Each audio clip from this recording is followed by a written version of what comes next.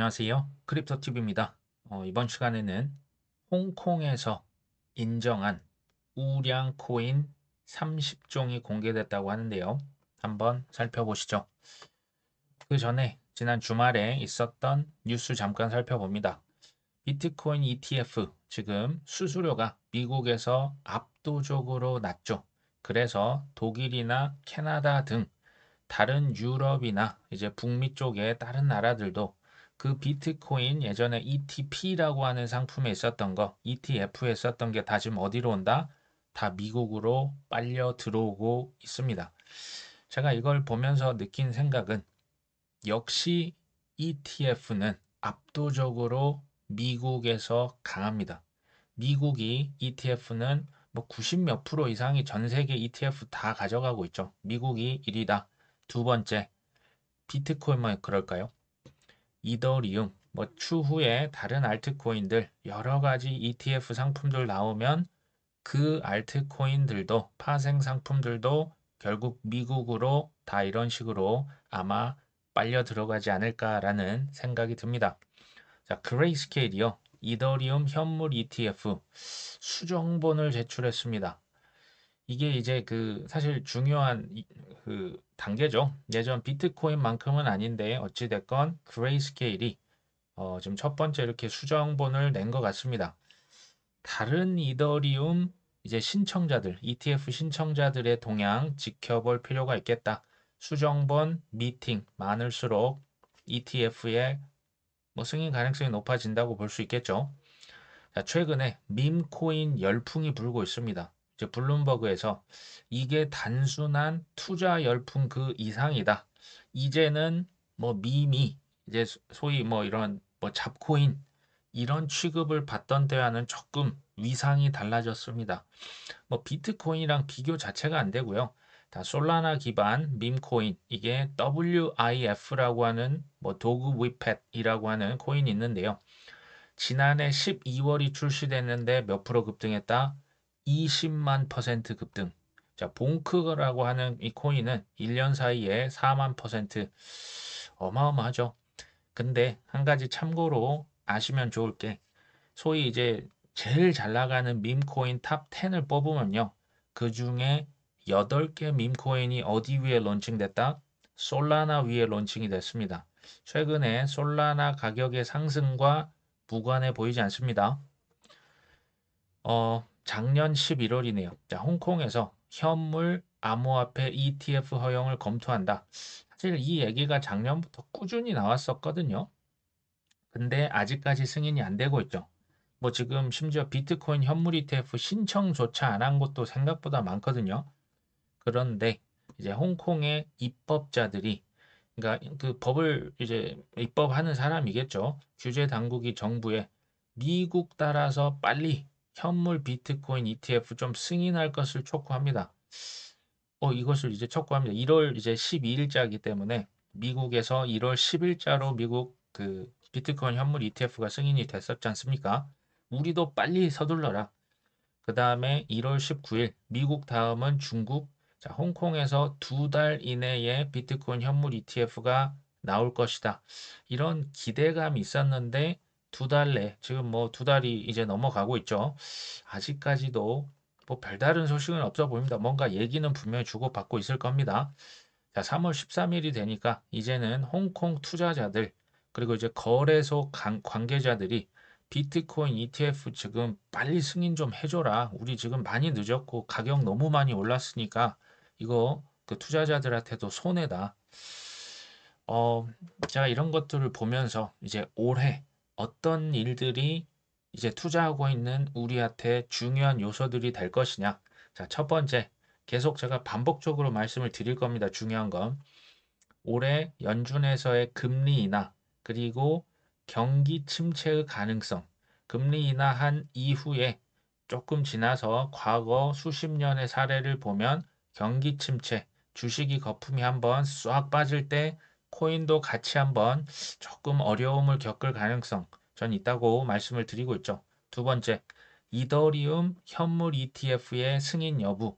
현재는 5월 23일 되면 알트 시즌 폭발할 수 있습니다. 안 되면 거절되면 좀 이제 그 생각하기 싫은 폭락이 올 수도 있겠다. 세 번째, 홍콩에서 지금 이 비트코인, 이더리움 현물 ETF 제가 보니까 동시에 추진하고 있거든요. 이것의 승인 시기. 제가 왜 승인 시기라고 말씀드렸습니까? 홍콩에서 이거 지금 비트코인, 이더리움 ETF는 이제는 그냥 언제의 문제입니다. 이거는 무조건 됩니다. 근데 이게 좀 더 빨리 되면 사실은 아시아 쪽 중국의 뭐 공산당 간부 이전에는 뭐 자녀 뭐 미국이나 캐나다, 호주 유학 보내서 소위 말하는 국부유출 엄청 시켰잖아요. 그 돈들이 중국, 홍콩을 통해서 돌아올 수 있습니다. 큰 손들 많습니다. 이게 굉장히 또 하나의 관전 포인트가 될 수 있겠다. 또 하나 이제 추가적으로 말씀드리면 미국의 대선 11월 5일로 예정이 되어 있습니다. 근데 과거 사례를 보면요. 주식도 그렇고 선거를 앞두고 한번 쑥 특히 이제 여름쯤 해서 가을까지 쑥 올라갔다가 막상 선거일이 되면 오히려 떨어지는 경향을 보이고요. 그 다음에 선거 이후 뭐 11월, 12월 가면서 다시 올라갔던 적이 굉장히 역사적으로 많았습니다. 자, 주식과 코인이 특히 이제 12월 또 25년 초반으로 갈수록 이제 크게 올라갈 수 있겠다라는 생각이 듭니다. 여기서 기억하실 것은 올해 모든 하락과 조정은 뭐다? 매수 기회입니다. 저 정말 이 중요한 매수의 기회가 올해 장담합니다. 몇 번 큰 좋은 기회 올 겁니다. 자, 올해 이제 크립토 시장 제가 지금 말씀을 드렸죠. 큰 상승, 뭐 지금도 상승하고 있지만 더 오를 수 있다고 봅니다. 반면에 대폭락 나올 수 있죠. 뭐 그게 뭐 금리를 인하했고 뭐 지금은 뭐 미국의 경제가 너무 좋은데 너무 뜨거우면 크게 식을 수도 있습니다. 그러면서 엎치락 뒤치락 하면서 우상향을 하겠죠. 자, 내년에 크립토 투자 전략 플렉스 하는 사람들 전 세계적으로 얼마나 많겠습니까? 우리 이거 하면 됩니까? 이거 하면 안 됩니다. 이거 할 때가 아니고요. 25년 정말 그 특히 말씀드렸잖아요. 25년 1월부터 BIS 중앙은행의 중앙은행이 전 세계 중앙은행 뭐 민간은행 전 세계 은행들에게 즉 코인 너희들 자기 자본의 2% 미만으로만 사줬으면 좋겠어 하고 이미 승인을 내렸죠. 그것에 대한 의무 공개. 너 한국의 뭐 신한은행 코인 몇 개 들고 있어. 비트코인 몇 개야. 이더리움 몇 개야. 이거 다 얘기하면 그거를 듣는 대중들이 얼마나 큰 포모가 오겠습니까? 상상만 해도 그때는 이제 규제도 점점 명확해지겠죠. 리플 소송 언제까지 가겠습니까? 언젠가 끝이 납니다. 자, 제 포인트는 뭡니까? 25년도 다 같이 이 흥분의 도가니탕이 됐을 때 우리는 집중하고 오히려 두려워하면서 잘 빠져나올 이 매도에 대한 계획을 잘 세우자. 지금 이 말씀을 드리고 있죠. 두바이에서는요, 지금 새로운 디지털 자산법이 이미 제정이 됐습니다. 그러니까 이게 점점 법적인 명확성이 나오고 있는 겁니다. 바이낸스 지금 뭐 어디 국가별로 어디에선 미국에서는 뭐 이제 벌금 5조 원을 내기도 했죠. 여러 가지 어려움을 많이 겪고 있는데요. 지금 대만에서는 이제 그 무슨 법 집행 협력 거래소로 선정이 됐습니다. 그러니까 대만에서는 지금 잘 협력이 되고 있다. 저는 바이낸스가 지금 뭐 미국에서는 큰 어려움을 겪지만 절대 쉽게 망할 그런 거래소는 이미 저는 많은 그 위기를, 숱한 위기를 잘 넘겼다고 생각을 합니다. 물론 미국에서는 눈에 가시 같은 존재일 겁니다. 자, 홍콩의 가상자산 컨소시엄이라고 있습니다. HKVAC라고 있는데요. 여기가 이제 주가 돼서 소위 그 규제 당국과 협력을 하고요. 기준, 어떤 뭐 지수, 어떤 표준을 하는데 적합한 역할을 하고 있습니다. 자, 여기에서 블루칩 스코어, 그러니까 코인의 블루칩, 우량 코인들을 점수를 매겨서 등급을 매겼다고 합니다. 근데 여기가 이제 뭐 하는 곳이냐? 이 컨소시엄은 홍콩을 세계에서 가장 크고 야심차죠. 세계에서 가장 크고 안전한 가상자산 시장으로 만들기 위해 함께 노력한다.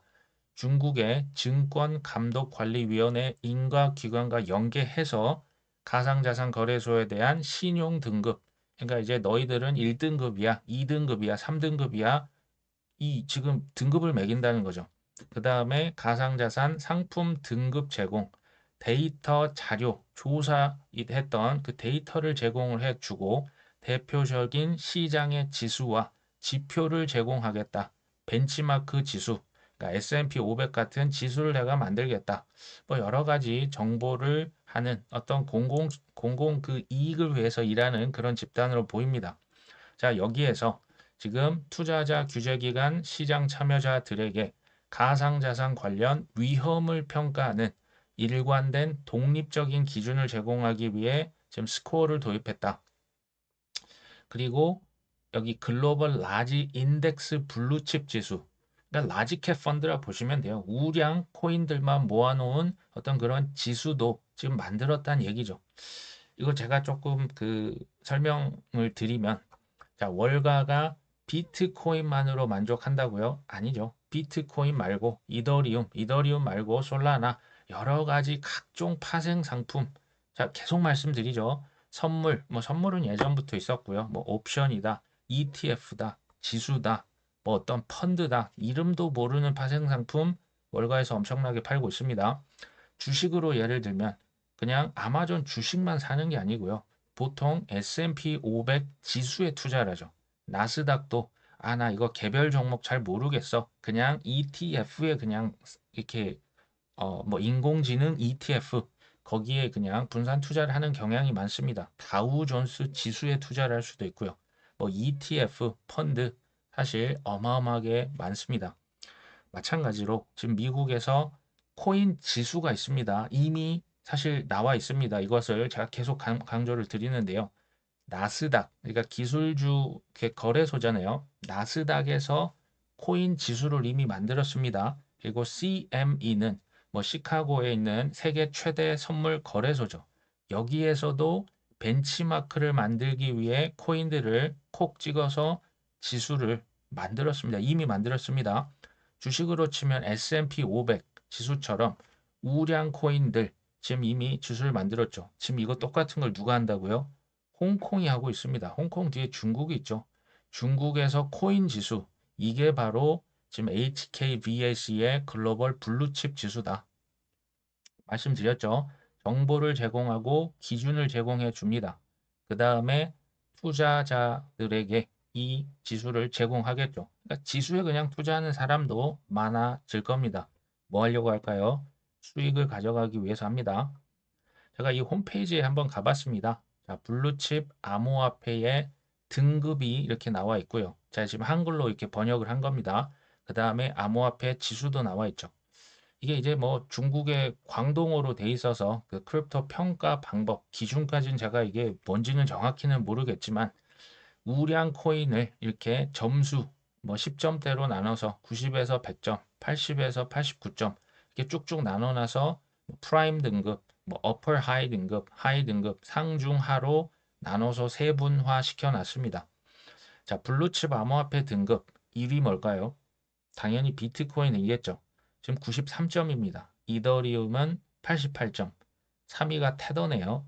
84점, 4위가 바이낸스 BNB입니다. 79점, 5위가 솔라나네요. 78점. 자, 이런 식으로 쭉쭉 점수를 매겨 놨습니다. 1번부터 보시면요.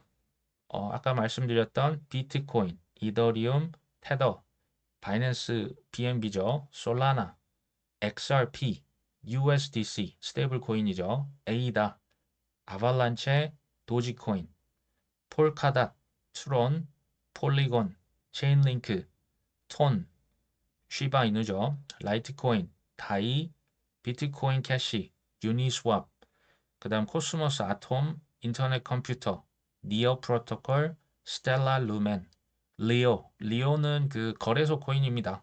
옵티미즘, OKB 마찬가지죠. 거래소 코인이죠. 이더리움 클래식, 인젝티브, 그 다음에 이뮤터블 X입니다.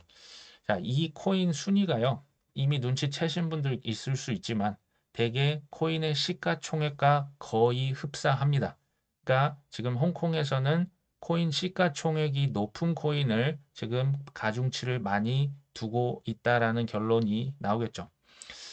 왜 이런 지수에서 시가총액이 그토록 중요할까요? 왜 글로벌 큰손들은 지금 비트코인만 왜 그렇게 사고 있을까요? 사실 뭐 똑같은 질문이거든요.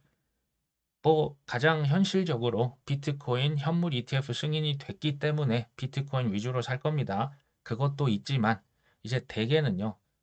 특히 이제 보수적일수록 가장 시가총액이 높은 우량 코인, 우량 주식, 우량 부동산에 손이 먼저 갈 수밖에 없습니다. 이것을 제가 좀 비유를 주식으로 말하면 예전에는 팡 주식, 팽 주식이라고 있었습니다. 이게 뭐 페이스북, 뭐 아마존, 애플, 넷플릭스, 구글 소위 말하는 잘 나가는 주식 팽이라고 했는데 지금은 뭡니까? 매그니피선트 세븐이라고 해서 뭐 지금 뭐 애플부터 해서 여러 가지 잘 나가는 여기에 이제 그 엔비디아도 들어갔죠. 쉽게 말하면 얘네들을 베스트셀러죠. 잘 나가는 코인들, 그러니까 주식들 따로 모아서 파는 거죠. 지금 그거를 한다는 겁니다.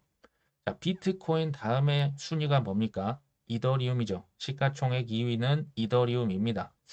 자, 여기 보시면 코인의 ETF 승인 순서도 마찬가지로 지금 비트코인 다음에 뭡니까? 지금 2위가 이더리움이지 않습니까? 그래서 이더리움입니다. 자, 이더리움 다음에 ETF 뭐가 될까요? 테더가 되겠습니까? 3위가 테더고요. 4위는 바이낸스 BNB입니다. 자, 미국의 현물 ETF 하는데 자, 중국계 거래소 코인을 ETF 만들어줄 이유가 하나도 없죠. 그래서 3위와 4위는 건너뛸 가능성이 매우 높습니다.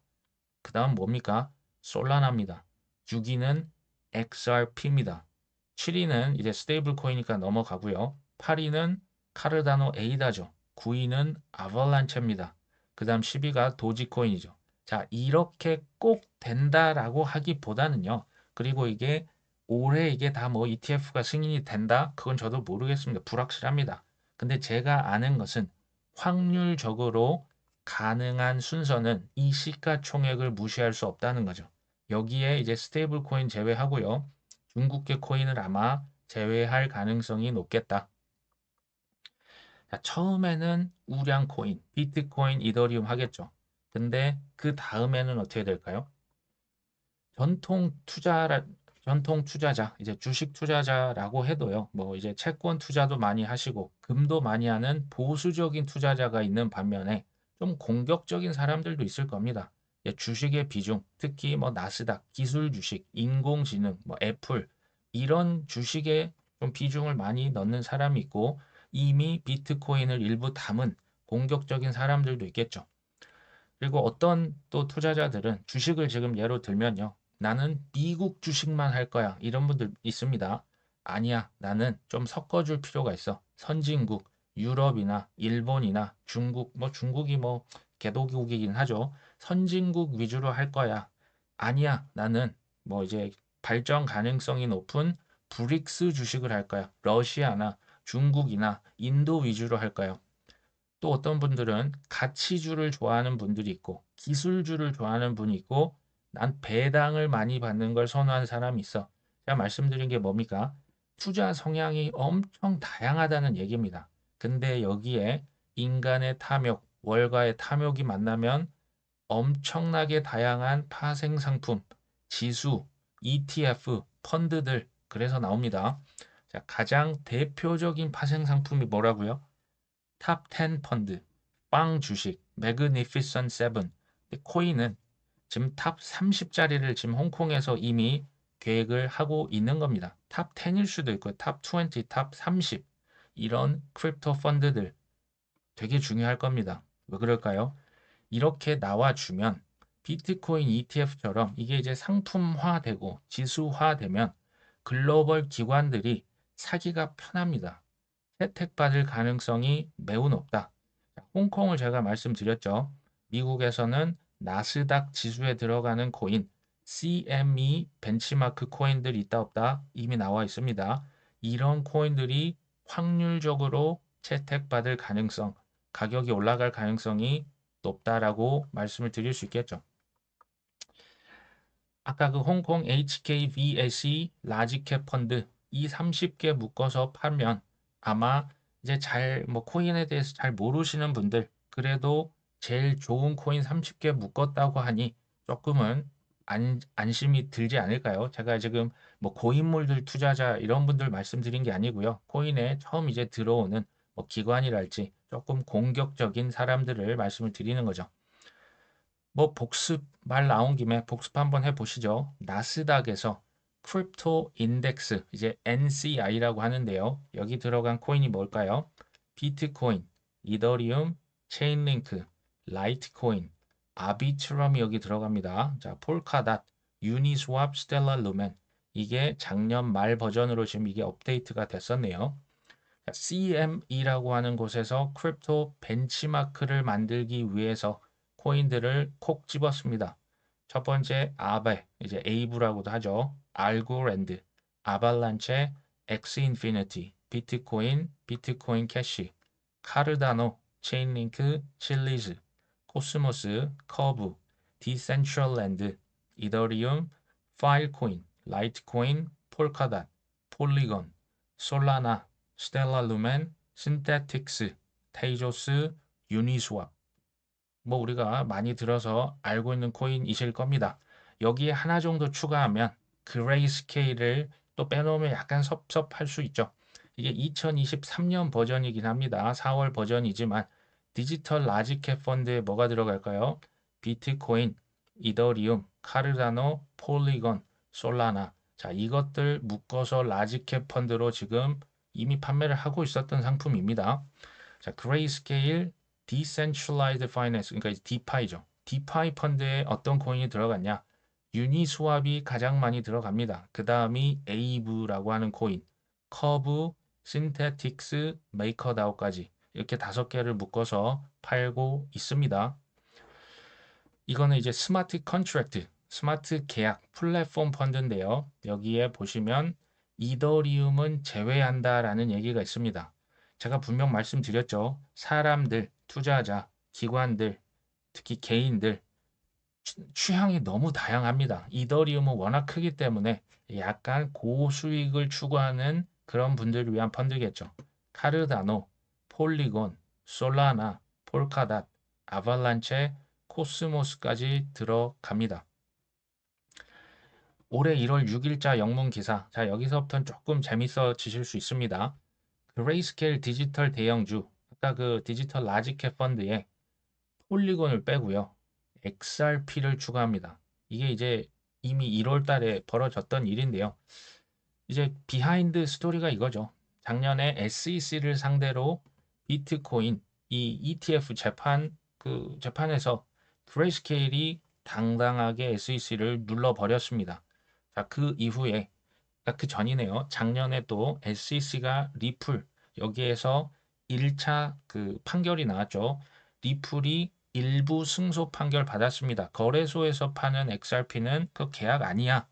이 승소 판결이 난 것을 보고 작년 4분기에 SEC 이제 눈치 안 보고 그레이스케일에서 그냥 XRP를 대량 매집했습니다. 이게 이제 그 영문 기사인데요. 그레이스케일은 폴리곤을 이제 그 디지털 라지캡에서 빼고요. 아발란체와 XRP를 샀다고 합니다. 보시면 폴리곤은 이제 디지털 라지캡에서 사실은 XRP가 순위가 훨씬 높거든요. 근데 XRP가 그 뭐 소송하고 있으니까 눈치 보고 있다가 그 일부 승소 판결 난 거 보고 아직 끝난 거 아닙니다. 근데 그냥 폴리곤 빼고 XRP를 집어 넣어버린 겁니다. 그리고 이제 디파이 펀드에서는 그 좀 이따 그 나옵니다. 아발란체도 어쨌든 XRP와 아발란체를 샀다. 이게 이제 시총 순위라고 하는 거 뭐 탑 10, 탑 20, 탑 30이 계속 그대로 있는 게 아니죠. 이게 왔다 갔다 합니다. 순위가 바뀌면 라지캡 종목의 변경도 가능합니다. 그래서 지금 현재 시점 라지캡 디지털 라지캡에 어떤 코인이 들어가냐? 비트코인, 이더리움, 솔라나, XRP를 여기 집어넣습니다. 그 다음에 에이다, 그 다음에 아발란체까지 여기 넣죠. 디파이 같은 경우는 여기에서 커브라고 하는 코인을 빼고요. 유니스왑, 리도다오, 메이커다오, 에이브, 신테틱스까지 해서 디파이 펀드로 묶어서 다시 상품을 재편했습니다. 근데 이 기사 또 다른 기사 이 뒤쪽에 재밌는 말이 나옵니다. XRP랑 이 아발란체를 디지털 라지캡 펀드에 추가하기로 한 그 스케일의 선택은 시장 반응성을 나타낼 뿐 아니라 규제 기관의 결정에 대한 기대를 특징으로 합니다. 규제 기관이라 하면 SEC인데 뭐 CFTC가 될 수도 있겠는데 여기에 결정 뭐 기대를 특징으로 한다? 이거 뭘 알고 있다는 식으로 뉘앙스는 그렇습니다. 2월 24일 그레이스케일 이런 기사가 뜨죠. M&A 가능성 열려 있다. 무슨 얘기입니까? 누군가에게 지금 그레이스케일 이 회사를 통째로 판다는 얘기입니다. 제의를 이미 받았다고 밝혔죠. 작년 소송에서 우리가 그 SEC 상대로 이겼지 않았습니까? 인수합병 제안을 자주 받았고 이에 대해서 우리는 열려 있다. CNBC 인터뷰 이제 공영 방송에서 뭐라고 했냐? 그레이스케일은 지난해 SEC와 법정 공방에서 승리를 한 이후에 합병 제안을 받고 있다. 이긴 다음에 합병을 하겠다. 법적으로 이제 문제가 조금 그 범위가 그 부담이 적어졌죠. 비트코인 현물 ETF에 대한 압박이 이제 거의 사라진 거죠. 그래서 사실 된 거고요. 이에 대해서 우리의 눈과 귀는 열려 있다. 하지만 현재 발표할 진행 사항은 없다. 발표할 건 아직은 없어. 얘기는 많이 하고 있어. 근데요, 지금 한 기업의 대표입니다. 대표가 CNBC 지금 인터뷰 나와서 이렇게 발언을 한다? 이건 저의 생각입니다. 이미 제가 봤을 때 모종의 계약 됐을 가능성도 있습니다. 아니면 지금 재고 있는 겁니다. 어디랑 하지? 그러면서 NDA, 비밀 유지를 하고 있을 가능성 저는 매우 높다고 봅니다. 자, 그레이스케일이 월가의 어떤 기관에게 인수가 될까요? 저는 그게 누군지 모르겠습니다. 블랙록일 수도 있고요. JP 모건, 골드만삭스, 시타델, 뭐 피델리티, 시타델 이런 데는 거래소 만들었고요. 그 누가 가져가도 저는 아무렇지도 않을 것 같습니다. 너무나 자연스럽다. 그 이유를 제가 말씀을 드려보겠습니다. SEC가요. 사실 졌잖아요. 그레이스케일이 압도적으로 이건 일부가 아니라 그냥 완전히 이겼죠. 이것 때문에 비트코인 ETF가 승인이 됐습니다. 이게 아니었으면요. 비트코인 ETF 뒤로 미뤄졌거나 거절됐을 가능성이 있습니다. 제가 봤을 때는 이게 힘이 있어요. 힘이 있습니다. 이게 글쎄요. 하여튼 뭔가 누군가 뒤에 있을 수도 있겠다. 자, 두 번째. GBTC 이 수수료가요. 이제 뭐 ETF 전환했지 않습니까? 그 전에는 사실 1.5%보다 더 높았습니다. 이거 낮춘 게 1.5%인데 지금 뭐 0.2%, 0.4%, 0.3%고요. 심지어 처음에 6개월 수수료 안 받는 것도 있습니다. 근데 1.5%를 계속 고집한다? 지금 뭐 하루에도 수천억씩 돈이 빠져나가거든요. 이거 너무 높아도 너무 높은 거 아닙니까? 지금 유럽에 있는 ETP 수수료 1%보다도 얘가 더 높습니다. 이게 상식적으로 이해는 잘 안 되거든요. 자신감이 있는 것 같습니다. 자신감이 어디서 오는 걸지 잘 모르겠습니다. 자, 세 번째. 그 SEC에 그 압박을 합니다. 서한을 보내서 야, 비트코인 너희들 옵션 거래 이거 빨리 승인해. 기다리면 이거 되거든요. 일찍 승인하라고 계속 압박을 수차례 했었죠. 왜 그랬을까요? 이것도 저의 추정입니다.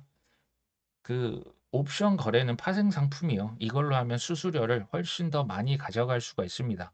이거에서 뭐 하려고요? 몸값을 높이는 거죠. 그래서 뭐 한다? 월가의 전통 금융에게 파는 거 아닐까? 자, 전통 금융이 그레이스케일을 만약에 통째로 가져간다면요. 이 크립토 시장 안 그래도 지금 비트코인을 필두로 월가 전통 금융의 손에 다 넘어갔잖아요. 그레이스케일은 약간 활용점정 같은 느낌이요. 이 친구를 가져가는 순간 크립토 시장을 그냥 통째로 다 삼켜버릴 가능성.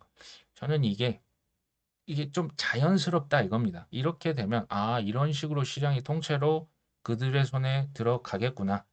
그리고요, 손앤샤인 CEO가 이 정도를 CNBC에서 지금 얘기를 했다는 얘기 자체는 저는 이거 이미 끝난 게임이다. 지금 타이밍 보고 있다.